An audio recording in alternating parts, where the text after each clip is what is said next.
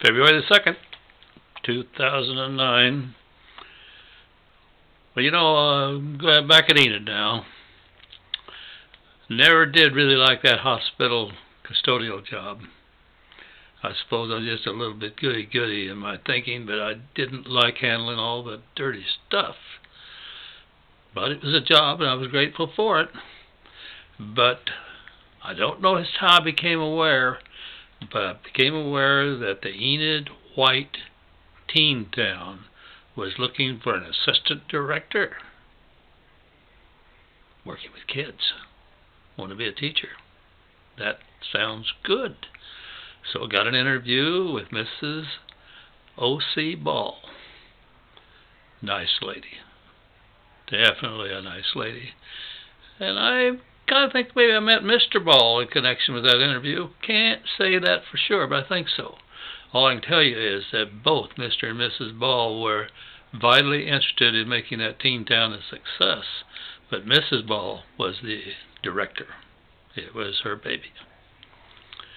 And apparently it was part of the YMCA program in some way. I never really understood that completely, but Mr. Overton was obviously kind of a overseer of the activity also. Never saw him down at the teen town. Probably he was there, but I was never aware of him ever being there.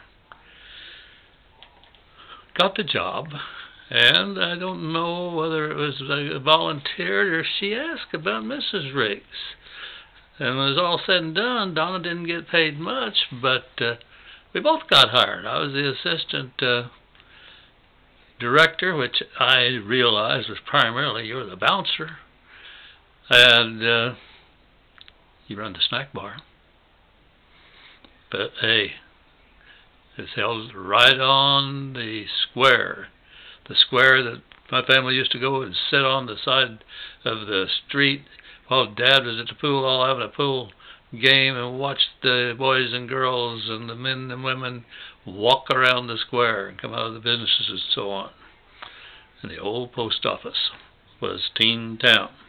Had ping pong, jukebox, little dancing, some table games. Ping pong tables were usually busy. I learned to play ping pong a lot better there than I had in the service.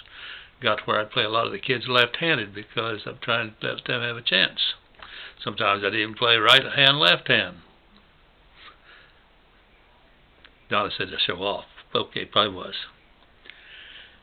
Oh, incidentally, running that snack bar, my gosh, the sweets and the pop that went out across that little counter and out of that little tiny room was amazing. The kids didn't, they took care of the bottles and so on, the wrappers. It wasn't a problem. Just amazing how much volume there was of business there. And I can't remember his last name. I remember it sounded Middle European to me, but a little guy named Norman. Norman, if you're out there and reading this, thank you, thank you, thank you. A lot of kids helped. Would take a turn helping us in the snack bar. But Norman, boy, I'll tell you, he put in hours and hours. He was almost like our child, in that he'd be in there helping either Donna or me or both.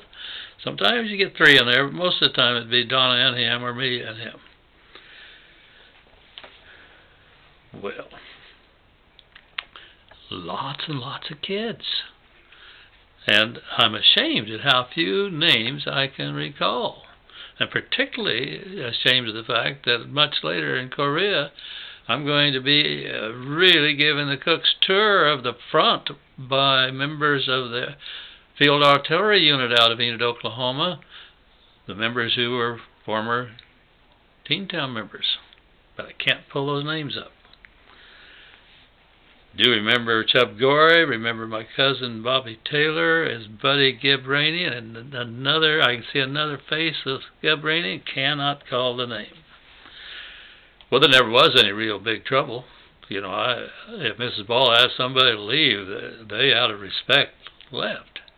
But occasionally, when there was, a little altercation, a little problem between two kids, or sometimes two or three kids against two or three kids, and they were asked to leave, then I would be escorting one group or one individual out and watching that they kind of cleared the area before we would escort the other party, or two or three out, as the case might be, on out. But certainly, they were not an unruly group of kids.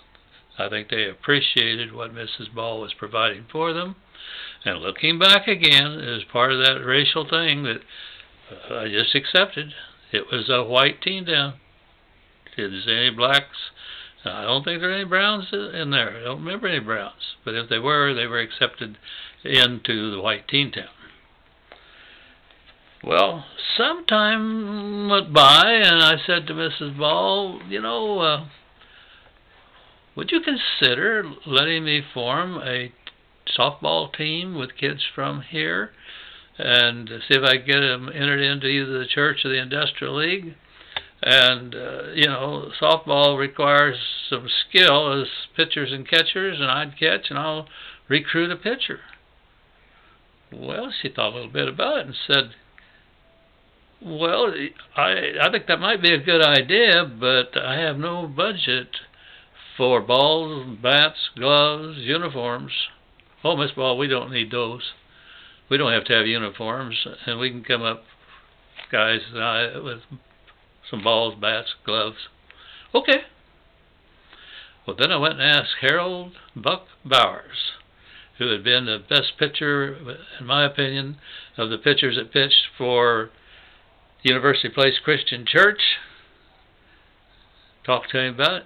See, he said, that sounds like fun, and we got a team together, got admitted into the church league, and Larry Black Sporting Goods. Thank you, Larry. Thank you, Larry Black. I think you're still in business. Did a great job of giving us a nice uniform, and Larry Black on the back of it, but boy, we felt right uptown. And he gave us a lot of balls and bats, too. We were treated well.